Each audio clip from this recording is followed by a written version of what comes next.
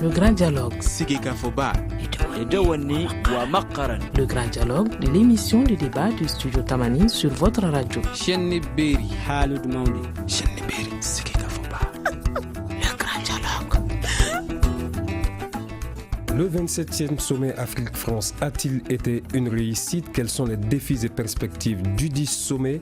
Quel avenir pour la coopération Afrique-France? Vous l'aurez compris, mesdames et messieurs, nous nous penchons dans ce grand dialogue sur le bilan du sommet Afrique-France, le 27e du genre. Nous tenterons de répondre à quelques questions avec nos invités qui sont Askia Mohamed, il est le secrétaire général de la commission d'organisation Afrique-France, du sommet Afrique-France. Ali Tunkara, il est sociologue et analyste. Diatrou Diakité de Faso Kanou, il a participé à l'organisation donc du contre-sommet. Djakari Poudjougou, spécialiste en relations internationales. Je suis Ousmane Diadje Touré pour vous présenter cette émission. Elle est mise en onde par Sédoumbo. Le grand dialogue. Le sommet de Bamako, Afrique-France, 27e du genre, a pris fin hier dimanche 15 janvier. Une trentaine de chefs d'État et de gouvernement se sont entretenus pendant 2 jours sur les grands mots du continent et la coopération entre la France et nos États. Nous partons d'ores et déjà nous posons cette question à Askia Mohamed. Vous êtes le secrétaire général de la commission d'organisation du sommet. Peut-on dire aujourd'hui que le sommet a été une réussite? Merci beaucoup. Cher ami, merci à Studio Tamani de nous accueillir. Vous avez appelé il y a à peu près 2 heures de temps. Nous avons volontiers répondu à cet appel. Merci pour votre disponibilité. Je pense que c'est tout à fait normal. Il n'appartient pas en tant que secrétaire général de dire que ça a été une réussite, mais je voudrais vous dire un certain nombre d'indications qui sont des indications assez fortes pour prouver que c'est une réussite. Je crois que les présidents Issoufou et le président Condé de Guinée ont salué l'exceptionnelle organisation. Ils ont souligné la qualité de l'accueil des Maliens et cela est au crédit du peuple malien. Ce n'est pas tout. Le président François Hollande l'a dit à des niveaux appropriés, qu'il était parfaitement heureux que le Mali ait pu faire face à ce défi. C'était un véritable défi. En 2013, lorsque, après le sommet de l'Élysée, les chefs d'État africains et le président français l'ont confié au Mali, vous saviez bien que le contexte était très différent. Il y a quelques mois encore, certains doutaient de la capacité des Maliens à relever ce défi et à l'organiser. Ce n'est pas à bien l'organiser, mais même à l'organiser. Du côté du comité, nous n'avons jamais douté. Jamais douté. Parce que depuis que le président Koulibaly a pris les rênes, et en poursuivant les travaux Abdoulaye Koulibaly, le président du CENOSAF, en poursuivant, en reprenant le travail fait par les uns et les autres, qui a été revisité, on a revu l'architecture du CENOSAF pour le rendre encore plus fonctionnel, en lui conférant une véritable autonomie d'action, en le basant au niveau du président de la République. Nous nous sommes réunis, équipe française et équipe malienne, et nous avons identifié à tous les niveaux les goulots d'étranglement. Et indépendamment de cela, je vais vous dire que nous pensons vraiment, et c'est une grande satisfaction pour le Mali et les Maliens, que le sommet a été une réussite sur le plan politique. On pourra revenir là-dessus un peu plus longuement, je vais le développer. Une réussite au plan sécuritaire. Je crois que tout le monde a pu voir que malgré les menaces qui étaient réelles sur le sommet et dans le pays, les forces de l'ordre ont tenu l'ensemble du pays. C'était quelque chose d'extrêmement important pour montrer que le Mali était un pays sécurisé et que nos États, les forces armées, les forces de sécurité pouvaient faire face à la situation. C'est un défi qui a été relevé, je crois que c'est extrêmement important. Au niveau de l'organisation matérielle, fonctionnement, l'accueil, l'hébergement, les conditions de transport, tout a été, je ne dirais pas parfait, mais presque parfait. Et il faut s'en satisfaire et il faut féliciter l'ensemble du peuple malien pour cela, pas seulement le comité, pas seulement les autorités. Je crois que l'ensemble de la population s'y est mise. Je ne pense pas que ce soit un point qui puisse être contesté à ce niveau. Merci Yaskia Mohamed. Nous avons également Diatrou Diakité de Faso Kanou. Diatrou Diakité, donc Faso Kanou a participé à l'organisation du contre-sommet, mais quel bilan tirez-vous déjà de ce 27e sommet Afrique-France? Bon, vous savez, c'était le 27e sommet. Donc, depuis plus de 40 ans qu'on tient ce sommet sans que l'Afrique avance. Mais je rejoins un peu le secrétaire général, le fait que le sommet ait eu lieu à Bamako est positif parce que les gens ne pensaient pas qu'on pouvait organiser ce sommet. Nous rappelons d'ailleurs qu'un attentat a été déjoué à Bamako, un attentat qui visait le sommet. Voilà. Donc ça, c'est quand même positif. Mais je crois que nous aurons l'occasion de revenir sur les conclusions du sommet et sur les perspectives qui, malheureusement, on aura l'occasion de revenir dessus. Merci. Diakari Poudjougou, vous êtes spécialiste en relations publiques, en relations internationales. Quel bilan tirez-vous de ce 27e sommet? Est-ce qu'il a été positif? Bien, si vous me le permettez, je voudrais d'abord saluer tous nos téléspectateurs et auditeurs et le studio Tamani également de nous avoir invités et de permettre ces dialogues, ces grands dialogues. Et je voudrais d'abord revenir sur le concept même de sommet.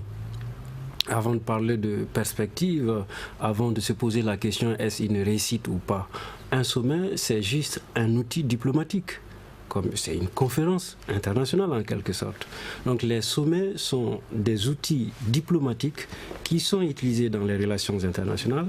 Ils sont importants parce qu'ils orientent la politique internationale, ils orientent même l'ordre mondial. Et dans ce sens-là, les sommets sont importants. Mais ici, la question que nous devons nous poser, ce n'est pas sur l'organisation du sommet en tant que tel, comme réussite, mais qu'est-ce que ce sommet nous apporte comme outil justement, qu'est-ce qu'on peut noter comme acquis jusqu'ici? On ne peut pas encore parler d'un acquis. Parce que si nous devons intégrer le sommet comme outil diplomatique, des relations internationales, qu'est-ce que nous avons pu avoir avec cela? Jusqu'à présent, c'est quand même prématuré de dire qu'il y a des acquis. Donc c'est encore trop tôt, à mon avis, de parler d'acquis ou de réussite. En termes d'organisation, oui, on peut le dire, mais en termes d'apport de ces sommets, c'est encore prématuré. Merci. Je vous donne la parole tout de suite. Le temps de faire réagir Ali Tunkara, qui est sociologue et analyste. Ali, dites-moi, Bamako, les hôtels de Bamako étaient quand même quasiment tous pleins. Il y a eu cette coopération-là entre les patrons d'entreprises africains et le MEDEF. Alors, est-ce qu'on ne peut pas noter ça justement au nombre des acquis? Non, clairement, je crois que en parlant du sommet, déjà, des grandes tendances se dégagent. En fait, il y a une première tendance qui pense que le sommet en tant que tel est aussi la traduction de cette domination de la France sur les pays anciennement colonisés par elle. Bon, ça, ce sont ceux-là qui s'inscrivent dans la posture un peu pessimiste. Mais fondamentalement, reconnaissons quand même que les grands axes sont dégagés. Le sommet a permis, justement, aux différentes entreprises, qu'elles soient françaises ou maliennes, de saisir des opportunités. Lesquelles opportunités pourront être bénéfiques également pour nos entreprises locales. Mais concrètement, est-ce que nos entreprises sont à mesure d'être en compétition vis-à-vis de ces entreprises françaises ou est-ce que justement le sommet ne visait pas justement à mettre des accents particuliers sur tout ça, l'équilibre entre nos différentes structures? Je crois que l'équilibre, en parlant de géostratégie, est quand même c'est plus que du mensonge en fait, parce que le monde est un champ de bataille dans lequel chaque partie a intérêt d'arracher la plus grande partie en fait. Donc les partenaires qui sont venus ne sont pas là pour la charité. Donc chacun s'efforce à son niveau d'arracher le maximum du gâteau. Bon, si nous ne sommes pas outillés de la même façon qu'eux ou nous ne sommes pas dans le même dispositif de compétition, il va de soi que nous sortions en termes d'opportunités perdantes en fait. Donc je crois que fondamentalement l'idée du sommet en soi est une bonne chose. Mais quel usage faisons-nous de ces différents engagements pris? Et ça, ces engagements sont honorés dans l'intérêt supérieur du pays. Voilà la grande question qu'il faut aussi. Alors, en somme, même les organisateurs du contre-sommet sont d'accord que c'était une bonne chose d'organiser finalement le sommet Afrique-France, hein, M. Diakité Diatou. Oui. Tout ce dont vous parlez, tout ce dont parle la presse, pour moi, c'est l'intendance. Pour moi, l'acquis, c'est que ça prouve que le Mali est fréquentable. Et Bamako a changé d'allure, hein, déjà. On va demander d'ailleurs au secrétaire général. Bamako est devenue toute coquette, remise à neuf. Est-ce que les travaux d'embellissement continueront, hein, même après ce sommet-là? Est-ce que Bamako va garder justement cette belle texture et va d'ailleurs s'améliorer, hein? Je vais répondre à cela, mais je voudrais au préalable répondre à mon voisin qui dit qu'il n'y a pas d'acquis. Maintenant qu'on ne peut pas l'évaluer. Non, je pense que je ne peux pas laisser faire passer cela, il faut que je précise. Vous avez parlé tout de suite de la fréquentabilité du Mali. Il faut quand même s'imaginer ce que l'on dit du Mali. Zone rouge, on a l'impression que c'est le Far West. Ce n'est pas la réalité. Faire venir ici 33 chefs d'État, 6 vice-présidents, 7 premiers ministres, tant de délégations au niveau des Nations Unies, de la francophonie, des organisations internationales et africaines, assurer leur sécurité pendant cette période, cela montre quand même que nous avons les capacités d'organiser de grands événements dans la sécurité.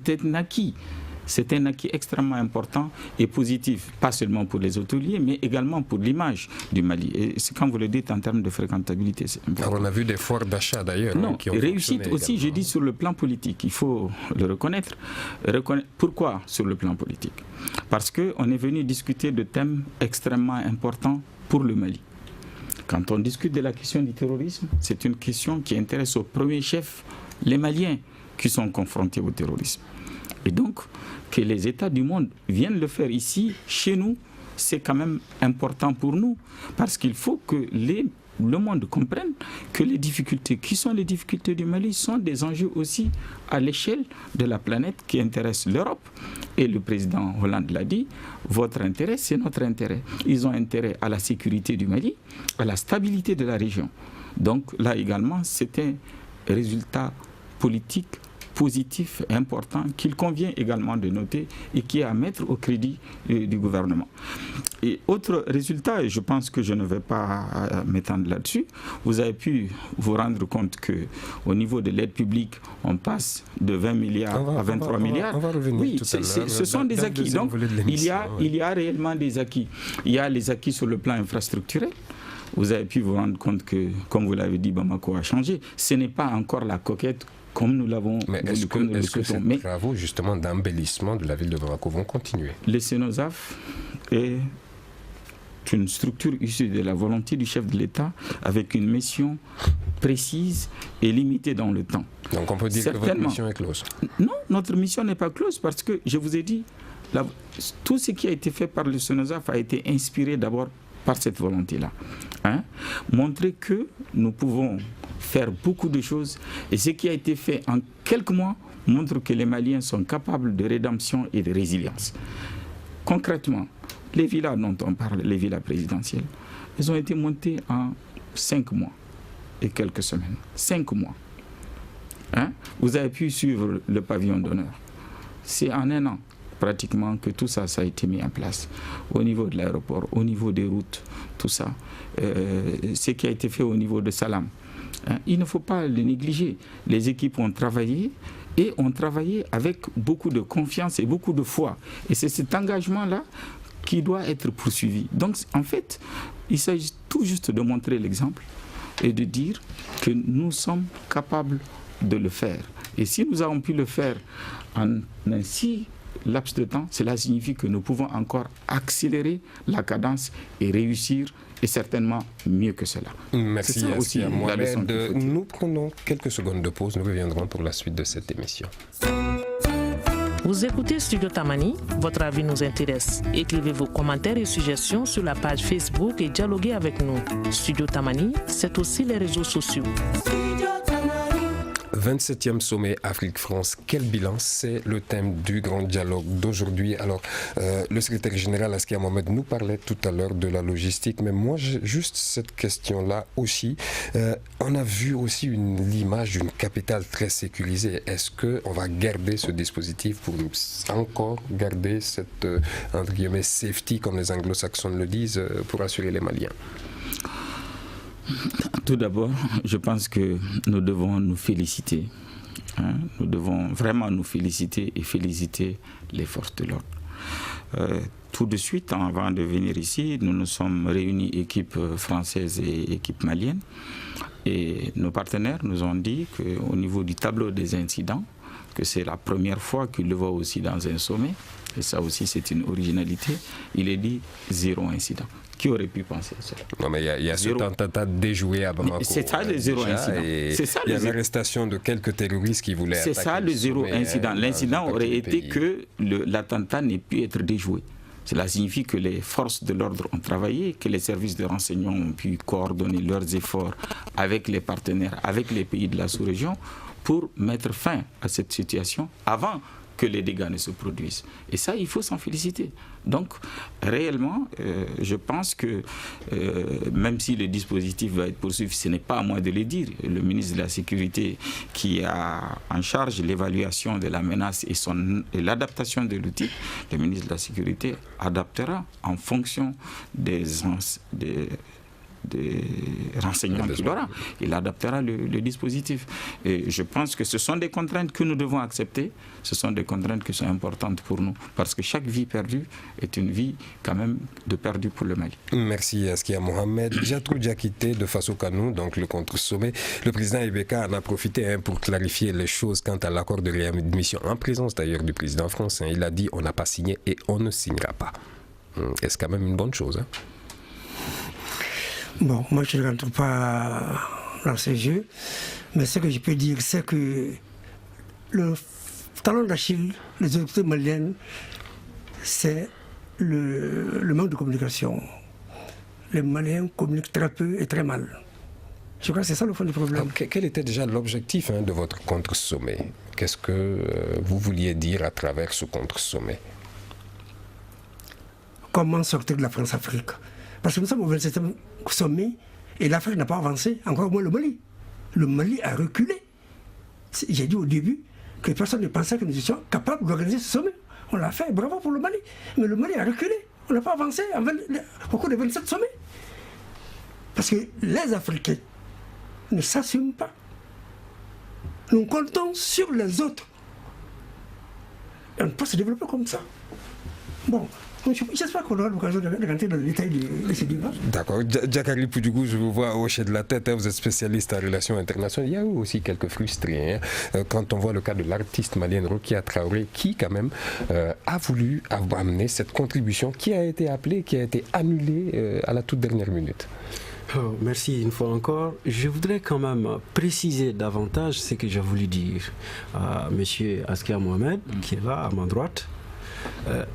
Il faut faire la distinction entre l'organisation du sommet, c'est-à-dire l'organisation d'une conférence internationale, et le sommet lui-même en tant qu'acquis. Qu'est-ce qu'il apporte lui-même, le sommet lui-même?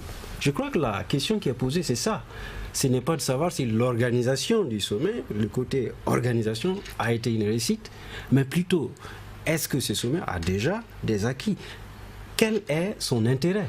Alors, et là, je reviens en soulignant... 23 milliards d'euros, en plus des fonds promis pour la COP, parce que vous pensez que c'est quand même un financement conséquent, non? Oui, mais jusque-là, il faut attendre, voir ce qui sera fait de ces fonds et ce que ces actions vont produire pour parler d'acquis. Et tout à l'heure, notre doyen a dit il y a 27 sommets, le Mali n'a pas avancé, l'Afrique n'a pas avancé. Je ne vais pas entrer dans les détails, même en termes d'organisation, parce que on n'a pas tout le temps pour ces débats. Sinon, si vous prenez l'axe de... Monsieur Diakité souhaite réagir. L'axe routier de l'aéroport, vous verrez que les dalles n'ont pas encore pu être posées à tous les endroits quand même. Ça c'est juste un petit exemple. Et je ne vais pas entrer dans ces détails parce que je m'intéresse à ce que ce sommet peut apporter. Là, cela va dépendre de notre capacité à nous prendre en charge, comme le doyen l'a dit, notre capacité à nous prendre en charge en relations internationales. C'est aussi cela, notre politique étrangère. Comment nous l'amenons? Est-ce que nous arrivons à transformer les situations défavorables pour qu'elles soient favorables? C'est ça. Comment nous utilisons les décisions, les actes de ce sommet? C'est là la grande question à se poser. Merci. Alors, Ali Tounkara, on a également entendu le président Hollande affirmer qu'aucun groupe terroriste ne contrôle le Mali. Pour autant qu'on peut dire que le pays est sécurisé. Mais un rapport de la FIDH fait état d'une recrudescence de 121% de la violence dans certaines zones au nord et au centre. 385 attaques en 2016, plus de 332 morts, dont 207 civils. Je crois que Hollande fait allusion à des occupations officielles. Mais sinon, si l'on s'intéresse au centre du Mali, notamment les régions de Mopti et de Ségou, en tout cas, il y a une poussée sans précédent, effectivement, de l'extrémisme violent, lequel l'extrémisme violent, c'est même... il y a un enchevêtrement entre l'action violente et même certaines questions liées à l'identité ou à des revendications identitaires. Bon, peut-être qu'en parlant d'Al-Qaïda... On a beaucoup parlé de paix et de sécurité lors de ce sommet. Nettement, et reconnaissons quand même que le début 2012 à maintenant, des changements ont été opérés en matière de lutte contre le terrorisme et toutes les actions violentes. Mais qu'à cela ne tienne, il y a quand même des survivances, des formes de violence que nous observons ça et là, notamment le cas de la région de Mopti et également la région de Ségou. Même les régions anciennement occupées par les différents mouvements extrémistes violents, on n'arrive pas quand même à éradiquer le terrorisme. Donc son optimisme, il devait être prudent. Donc vouloir dire que en aucun cas on ne peut parler d'une occupation quelconque des terroristes sur une portion du territoire malien, je crois que c'est un peu trop quand même. C'est vrai qu'il est un peu optimiste par rapport aux actions menées par les forces de sécurité et de la défense française, mais qu'à cela ne tienne, je crois qu'il y a des efforts à consentir à ce niveau. Voilà. Et on a également parlé d'un plan global sous-régional de sécurité. Est-ce que vous pensez qu'il répondra justement aux besoins sécuritaires actuels? Le plan, il peut l'être en partie, mais pas totalement. J'ai tout le temps dit, le terrorisme n'est nulle part vaincu à 100%, même en Afghanistan, en Irak, où on a quand même toutes les puissances militaires présentes dans ces différentes localités.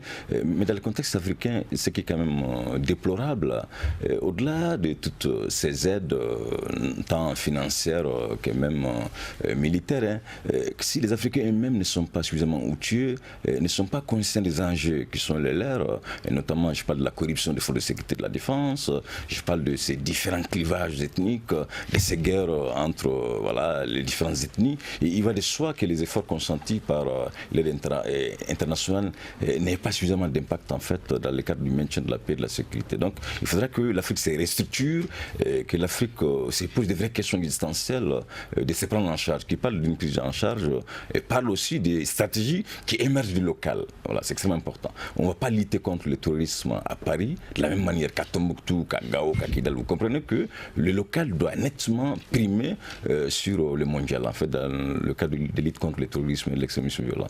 Merci. Diatou Diakité souhaite réagir. J'aimerais intervenir sur... je vous donne la parole dans 10 minutes. J'aimerais intervenir sur les 23 milliards d'euros. Allez-y. C'est beaucoup, mais c'est une goutte d'eau par rapport à l'Afrique. Mais ça peut servir si nous, Africains, nous savons l'utiliser comme carburant pour amorcer le moteur de développement. Vous pensez que 23 milliards suffiront? Non, j'ai dit que c'est une goutte d'eau. Pour amorcer le développement. Tout dépend de l'utilisation que nous en faisons. On a vu combien de 23 milliards en 50 ans. Ça n'a servi à rien. C'est ça le problème. Il faut que nous, Africains, nous soyons les acteurs, les sujets de l'histoire et non les objets. Merci. Askia Mohamed, secrétaire général de la commission d'organisation. Il y a quand même un point de consensus et de convergence à notre niveau. C'est que la responsabilité du développement, la responsabilité de la sécurité c'est d'abord nous-mêmes. Nous. Ce sont les Africains qui doivent assurer leur développement, leur sécurité. Les appuis internationaux, quels qu'ils soient, ne sont et ne demeureront que des appuis. Donc, je crois qu'il y a entre nous, malgré les inflexions de position, il y a quand même cette convergence de vues entre nous sur ces questions. 23 milliards, ce n'est pas une petite somme. Je pense que nous ne devons pas dire que c'est une goutte d'eau. Parce que nous vivons une crise mondiale. Nous devons comprendre et être à l'écoute du monde et des difficultés du monde. La France, c'est un pays qui a aussi ses difficultés. Donc lorsque un pays, malgré, et vous suivez tous les jours l'actualité, fait cet effort, je pense que nous ne devons ni le sous-estimer, ni le mésestimer. Nous devons l'apprécier à sa juste valeur. Et trouver les moyens, évidemment, d'une meilleure utilisation de ces ressources. 23 milliards d'euros pour tous les pays africains. Oui, mais certains analystes ont décliné nous avons des potentialités énormes en Afrique. Nous avons des gisements importants d'investissement. Et c'est pour cela que je ne suis pas d'accord quand on dit que nous n'avons pas de résultats visibles. L'un des résultats visibles, c'est que désormais, il y a une rupture par rapport aux autres sommets. Vous avez suivi les forats qui ont eu lieu. Eh bien, ces forats montrent le lien que nous devons faire et la continuité, désormais, avec la présence de la société civile au niveau des réunions des chefs d'État. Alors, la société civile qui s'est sentie un peu négligée d'ailleurs lors de ce sommet. Moi, j'ai vu et entendu quelques critiques justement sur les réseaux sociaux qui venaient de la société civile. Oui, mais nous sommes en démocratie. Mais c'est une première, ce qui s'est passé avec les forats. Et également, notez que nous avons pris une thématique qui intéresse en particulier le Mali, l'entrepreneuriat féminin dans le monde agricole. Et il y a quand même beaucoup de nos mères qui sont dans le monde rural et leur donner des perspectives avec des femmes leaders dans les entreprises, c'est quand même indiquer un nouveau chemin. Et c'est un point de rupture et c'est une indication de ce qui peut être fait à l'avenir. Également pour tous ces jeunes, quand on parle de migration, il faut offrir des perspectives réelles sur place, en disant que nous ne pouvons pas attaquer les autres et nous-mêmes ne pas prendre notre responsabilité quant à l'éducation, à la formation. Et les jeunes représenteront l'essentiel de la population dans quelques années. C'est une chance, ça peut être aussi une bombe de la population mondiale. De la population africaine en particulièrement. Mais cela va s'accroître. Mais il faut leur offrir des perspectives. Leur offrir des perspectives, c'est d'abord leur assurer une très bonne éducation, une très bonne formation. On le dit chaque fois, mais il faut aussi y aller. Justement, est-ce que ce sommet a réservé cette place essentielle-là à la jeunesse? Vous l'avez suivi, vous ne l'avez pas vu dans les sommets précédents. Donc c'est un départ et c'est aux jeunes de prendre le pouvoir, c'est aux jeunes d'assurer demain leur place. Et à l'État, évidemment, de mettre en place les structures comme partout, en matière d'éducation, en matière de formation, et investir là où c'est important, là où c'est utile, dans l'éducation, dans l'agriculture notamment. Vous imaginez le Mali avec toutes ses capacités en matière agricole, quand même pourra apporter énormément. Et donc, les financements sont là. Nous allons essayer de pousser à ce qu'on puisse nouer des liens importants économiques entre nos pays et les partenaires européens, la France en particulier. Et la phrase du président Hollande est une phrase très importante. Nos intérêts convergent dans l'explication qu'il a donnée. Ils ont intérêt à ce que l'Afrique se développe, qu'il y ait un marché et qu'eux-mêmes puissent désormais avoir de vrais partenaires sur le continent. Alors, messieurs, je vous suggère de prendre quelques secondes de pause et nous reviendrons pour la suite de cette émission. Une réaction, un avis, un commentaire. Réagissez sur la page Facebook de Studio Tamani et restez connectés avec nous. Studio Tamani sur les réseaux sociaux pour vous faire entendre. Merci de suivre le grand dialogue du studio Tamani, bilan du 27e sommet. C'est de cela qu'il est question aujourd'hui dans le grand dialogue. Jakaria Poudjougou, spécialiste en relations internationales, a vu le président Hollande qui a profité également de ce sommet pour faire ses adieux. Mais quel sera donc l'impact d'un changement d'exécutif français sur les décisions prises lors de ce sommet? Et c'est là l'importance du dialogue que nous avons aujourd'hui. Qu'est-ce que ce sommet va apporter? Sinon, en tant qu'outil diplomatique, son organisation en elle seule ne veut rien dire. Qu'est-ce qui va sortir de ces sommets? Qu'est-ce qu'il va apporter? Quel changement? Et il faut beaucoup se méfier des images. Ici, on donne beaucoup d'importance aux images au Mali, je veux dire. C'est vrai, on a une image d'une organisation qui a réussi, 0 incident, etc. Là, c'est à Bamako. Et lorsque vous avez la visite du chef du village chez vous, vous allez absolument nettoyer votre cour. C'est tout à fait logique. Qui ne le ferait pas bien? Maintenant, qu'en est-il de la situation sécuritaire dans les autres régions du Mali? Il y a un problème. Notamment dans le nord et dans le centre. Dans le nord et dans le centre, vous avez aujourd'hui des fonctionnaires de l'État qui ne peuvent même pas rendre visite à leurs parents dans certaines de nos régions. Donc, la question c'est, est-ce que ce sommet va apporter des solutions à cette insécurité, c'est-à-dire trouver des solutions? C'est là que se trouve la question. Et je pense que sur ce point, il faut souligner que l'approche sécuritaire qui a été développée dans ce sommet ne convient pas, n'est pas efficace. C'est mon point de vue. Je pense qu'il faut revoir autrement le concept de sécurité en ce qui nous concerne, nous, pays africains, et en particulier le Mali. Parce que lorsque vous avez la malgouvernance, la corruption, le niveau d'alphabétisme qui est assez bas, tout cela sont des obstacles à la paix et à la sécurité. Et quand vous parlez de migration, mais je félicite ces courageux qui prennent la route pour un avenir meilleur. Si on ne veut pas qu'ils voyagent, créons les conditions pour qu'ils restent. C'est aussi simple que ça.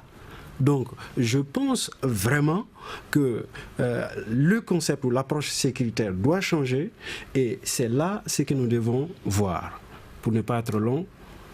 Merci beaucoup. Djatrou Diakité, de Faso Moi, je pense que le maintien au départ de François Hollande à la tête de la France ne changera rien. Parce qu'aux États-Unis et en Europe, ce ne sont pas les chefs d'État qui influent sur les institutions. Ce sont les institutions qui façonnent les chefs.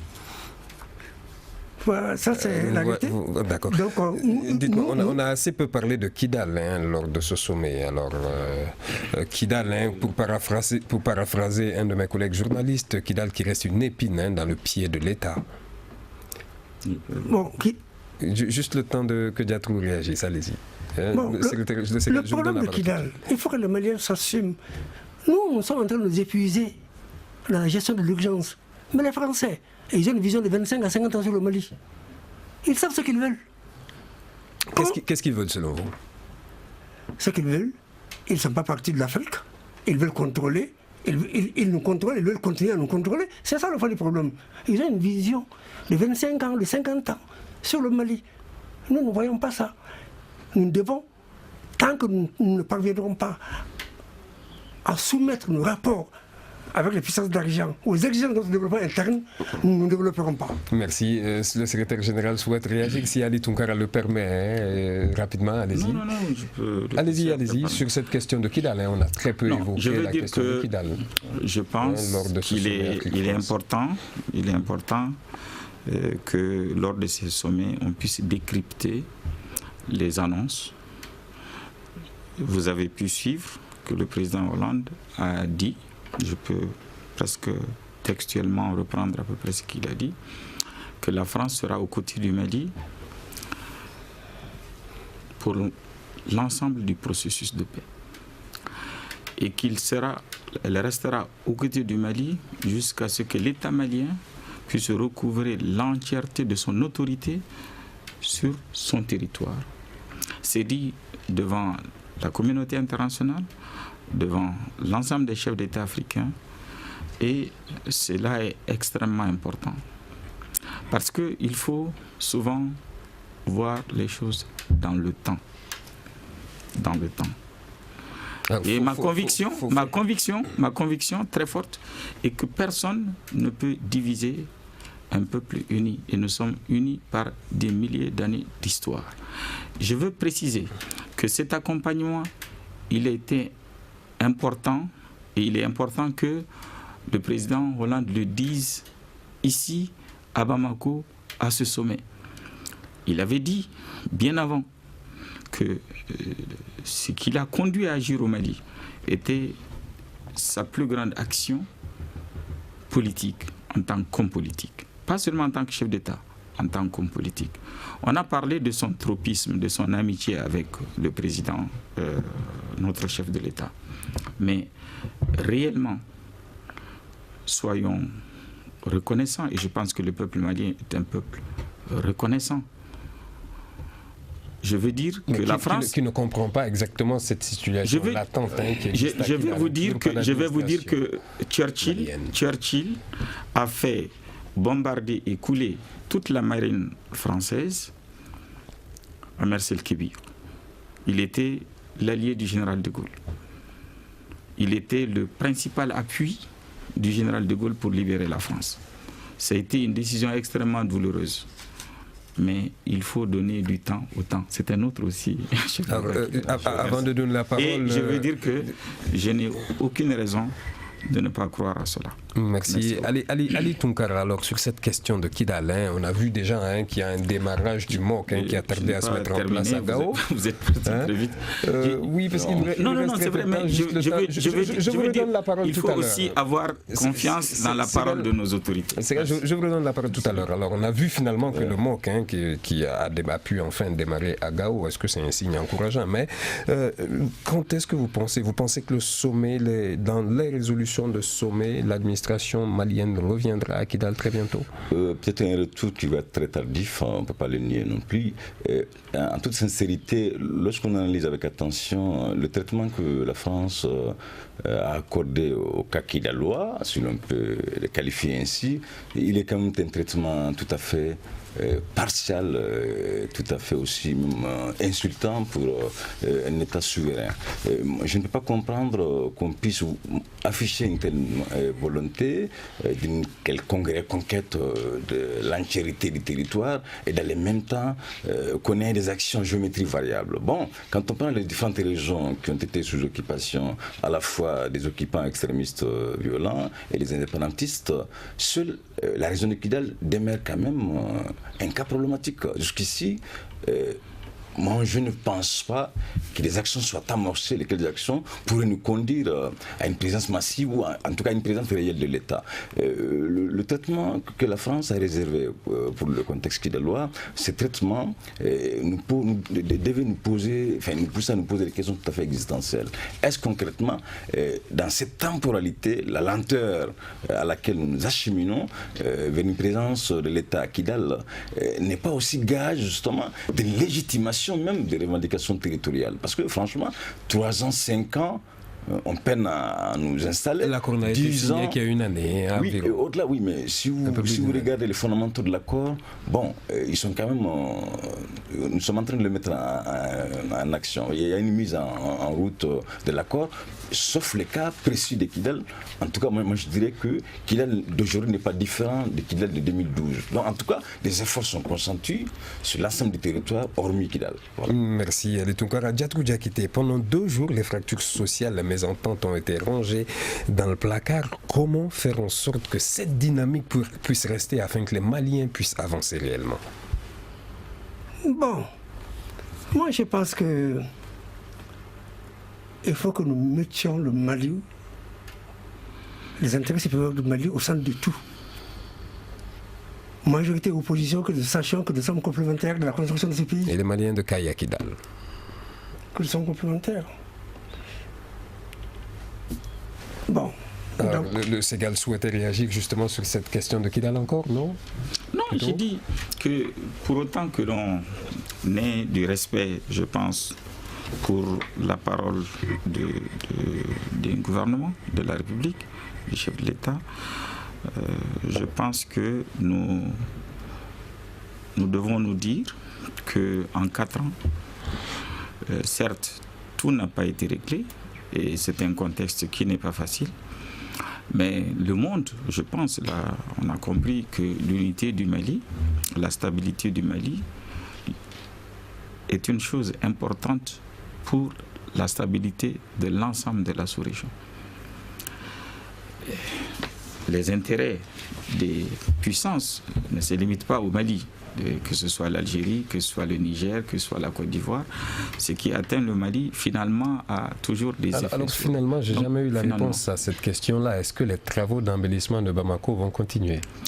J'ai donné la réponse en vous disant que le CENOSAF a agi sous l'impulsion du chef de l'État dans le cadre d'une vision qui n'est pas limitée. Est-ce que les travaux sont finis déjà? Non. Certains travaux ne sont pas finis, je vous ai dit clairement, mais ce qui est resté... Est-ce que ces travaux vont continuer? Forcément, ça va continuer. L'éclairage intelligent va être installé. Il y a eu quelquefois des problèmes de logistique. Les équipes qui étaient là autour du président... Les bitumages des routes vont continuer. Tout va continuer. Tous les programmes. Les initiatives poubelles dans les Sotrama également vont continuer. Nous devons passer à autre chose. Passer à autre chose, c'est quoi? Je veux le dire ici très clairement. J'ai vu cela dans d'autres pays. Et vraiment, je pense que les Maliens sont capables de le faire. Que le temps que nous passons au grain en train de prendre du thé, des jeunes, nous, d'autres, nous pouvons consacrer quelques minutes à nettoyer notre rue. 1 heure de temps. Nous pouvons le consacrer. Nous pouvons tous les samedis sortir sous l'impulsion des maires, sous l'impulsion des chefs de quartier, maison, et nettoyer les rues. Il faut se dire qu'il y a seulement quelques années, quand une rue n'était pas nettoyée, les gens étaient tout de suite amendés. Merci. Toutes les villes étaient propres. Merci. C'est cela qu'il faut. Non, c'est très important. Merci, c'est ça qu'il faut nous reste continuer. très peu de temps, voilà. Le temps de faire réagir Djakari Poudougou, spécialiste en relations internationales. On a vu cette impulsion, les gens ont rangé leurs problèmes. Alors, que va-t-il advenir déjà de cette situation Aminkane qui, comme certains le disent, a démoli certaines infrastructures pour les 2 jours du sommet. Maintenant, le sommet est fini. Qu'est-ce qui va se passer avec ces gens-là? Et c'est pour cette raison, je disais tout à l'heure, qu'il faut faire très attention aux images, qu'il faut se méfier des images, pas celles que nous sommes en train de voir ou diffuser, mais plutôt l'apparence, aux apparences. Et ce serait regrettable s'il n'y a pas de suite pour ces gens après le sommet. Il faut un suivi. Il faut créer d'autres cadres. Et en quoi ce sommet bénéficie à ces gens déjà? Et c'est là la question que j'avais posée. L'utilité de ces sommets, ce n'est pas son organisation en elle-même, mais ce qu'il va apporter.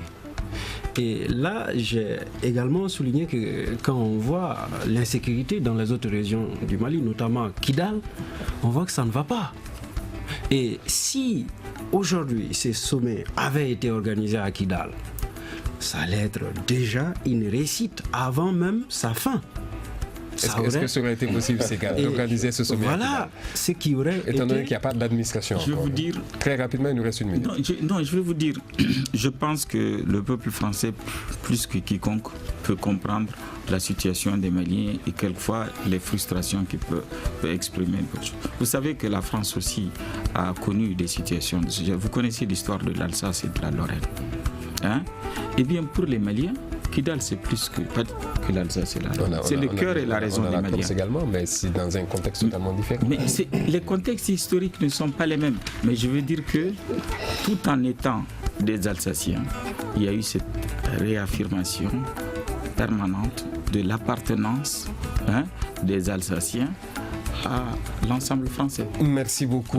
Mesdames et messieurs, merci. Ceci met donc un terme à notre émission d'aujourd'hui. Je vous rappelle que vous pouvez retrouver cette émission sur www.studiotamani.org, celle-là ainsi que toutes les autres. La mise en onde était assurée par Sedumbo. Cette émission a été réalisée par Ibrahim Aron Diallo. Salim Diouara était à la régie vidéo. Merci à vous, messieurs, également, mes interlocuteurs, d'avoir partagé votre expertise avec nos auditeurs. À demain pour notre émission. Le Grand Dialogue. Le Grand Dialogue de l'émission de débat du Studio Tamani sur votre radio.